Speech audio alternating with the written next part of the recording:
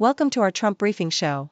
Today, we're diving into some intense international drama. Israel just hit Iran with a strike, cutting off their state TV live on air, and dust filled the studio as tensions soared. Meanwhile, Iran responded with missile attacks, escalating fears of a regional war. The world is watching as diplomacy, military actions, and humanitarian crises unfold right before our eyes. Stay tuned for all the details. Next up, President Trump is feeling hopeful about a trade deal with Canada, despite ongoing tariff disputes. At the G7 summit in Alberta, Trump and Canadian leaders discussed the possibility of ending their trade war, though they seem to have different ideas on tariffs.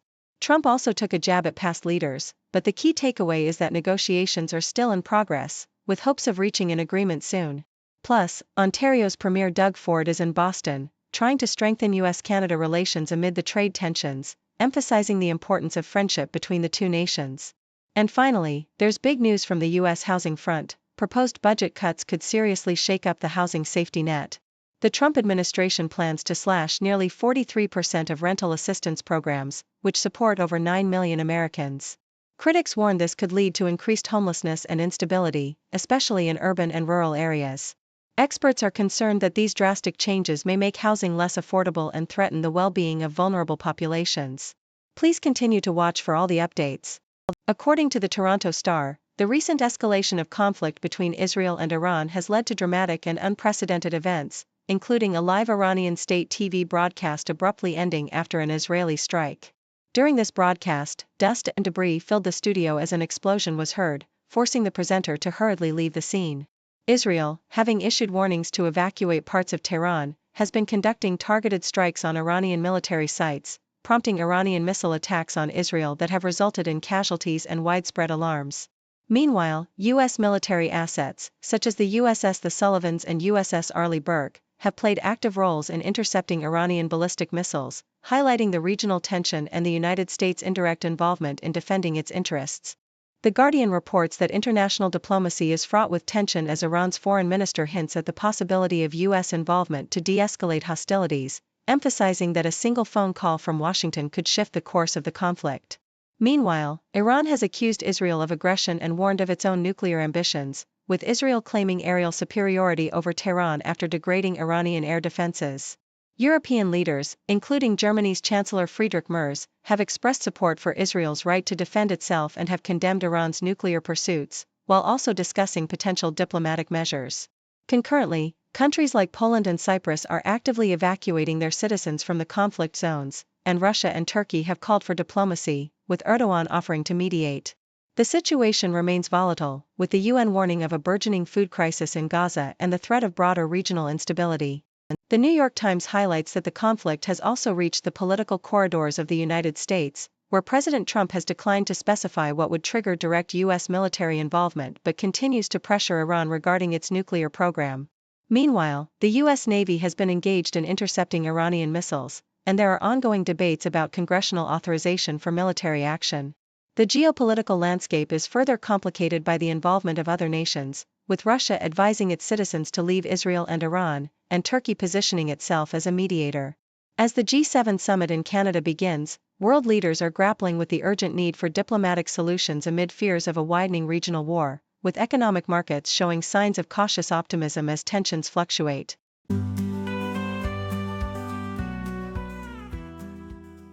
The Toronto Star vividly captures Premier Doug Ford's spirited visit to Boston, where he describes an enthusiastic love fest among Canadian premiers and U.S. governors amidst the turbulent backdrop of Donald Trump's trade war.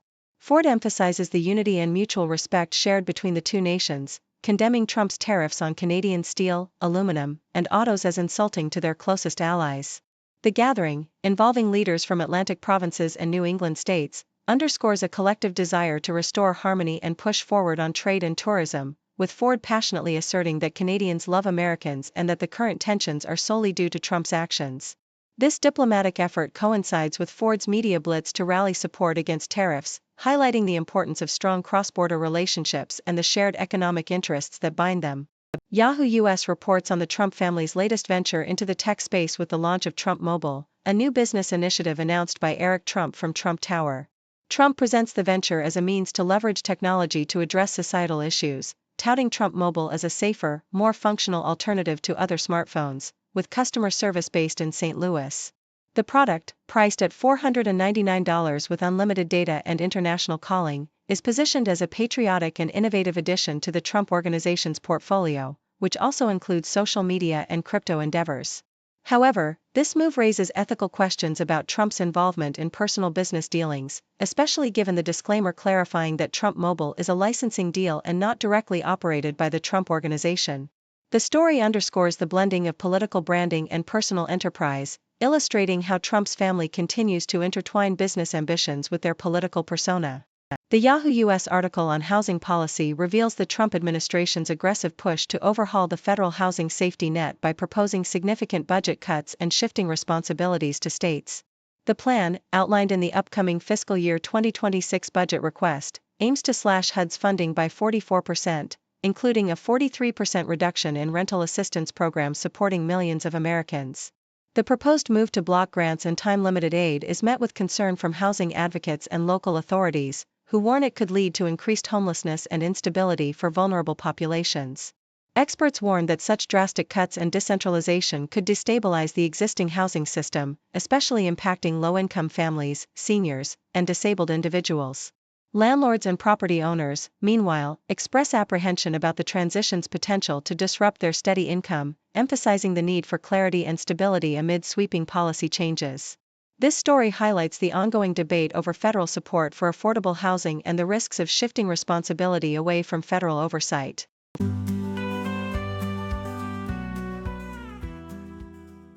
The South China Morning Post vividly depicts the growing disconnect between Chinese firms and the United States amidst a backdrop of political tensions and trade disputes. Despite U.S. Commerce Secretary Howard Lutnick's optimistic call for foreign investment at the Select USA Investment Summit, Chinese companies remain cautious, revealing a significant decline in participation compared to previous years. This hesitance stems from the complex and increasingly hostile environment created by tariffs, blacklists, visa restrictions, and political resistance, especially in Republican-led states. Many Chinese firms are now diversifying their strategies, shifting focus towards Southeast Asia, the Middle East, and Europe, rather than risking their investments in a turbulent U.S. market. The unpredictable nature of U.S. protectionist policies, coupled with recent executive orders restricting Chinese investment in strategic sectors, has heightened fears of long-term instability, prompting Chinese companies to adopt resilience through geographic diversification and cautious engagement. Meanwhile, the Associated Press reports on Denmark's innovative deployment of unmanned robotic sailboats, the Voyagers, as a strategic response to escalating maritime tensions in the Baltic and North Seas. These autonomous vessels, powered by wind and solar energy, are equipped with advanced sensors and AI technology to monitor threats like damage to underwater cables, illegal fishing, and smuggling activities. Their deployment is a direct reaction to recent incidents of undersea infrastructure sabotage, including the Nord Stream pipeline explosions and multiple cable ruptures, which have heightened fears of covert operations by Russia or other actors. The trial aims to bolster NATO's maritime surveillance capabilities while reducing costs associated with traditional naval patrols. Amidst broader geopolitical frictions, including threats from the U.S. regarding Greenland, these unmanned vessels symbolize a new era of layered, cost-effective maritime security, emphasizing the importance of persistent, autonomous observation in an increasingly unstable regional environment. According to the Toronto Star, Ukrainian President Volodymyr Zelensky's visit to Austria marked a significant diplomatic development as he secured pledges of non-military support from Austria, a country renowned for its neutrality, just before his upcoming meeting with U.S. President Donald Trump to seek increased military aid. During his visit, Zelensky and Austrian leaders signed agreements on demining, energy, and cybersecurity, signaling Austria's support despite its traditional stance of political neutrality. Austrian President Alexander van der Bellen emphasized Austria's support for Ukraine's defense through EU sanctions against Russia and pledged assistance with Ukraine's post-war reconstruction, even as Austria maintains a delicate diplomatic balance by condemning Russia's aggression without providing military aid. Meanwhile, Zelensky highlighted ongoing Russian drone attacks on Ukraine's eastern regions, underscoring the persistent threat despite international support. He also condemned Russia's proposed prisoner exchange plans, describing them as madness and a blatant violation of international law.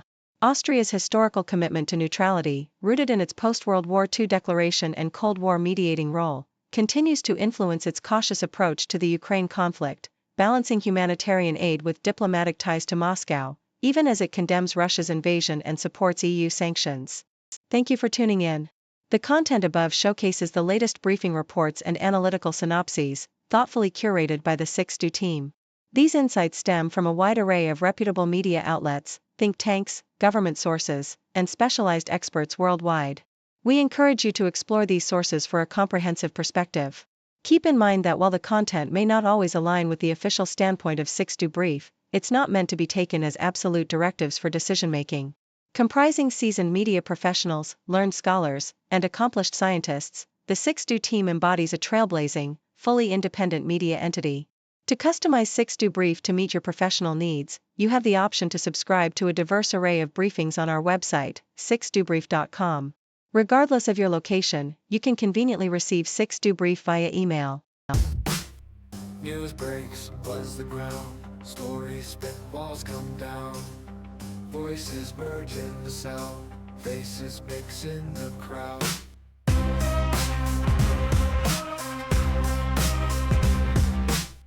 Broadcasters paint the scene, world events on our screen.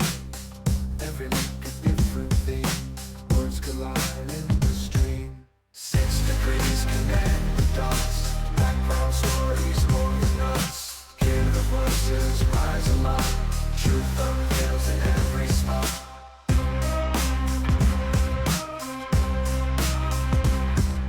Cultures clash across the globe, spin the threads in a stroke.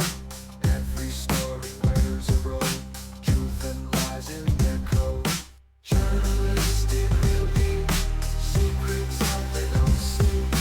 Every angle they will keep, in the news we take a leap.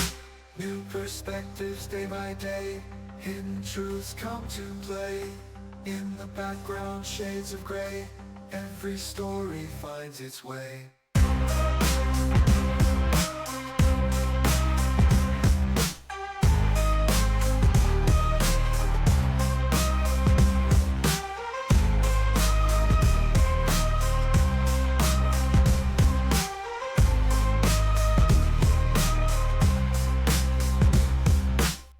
Perspectives day by day, hidden truths come to play. In the background shades of gray, every story finds its way.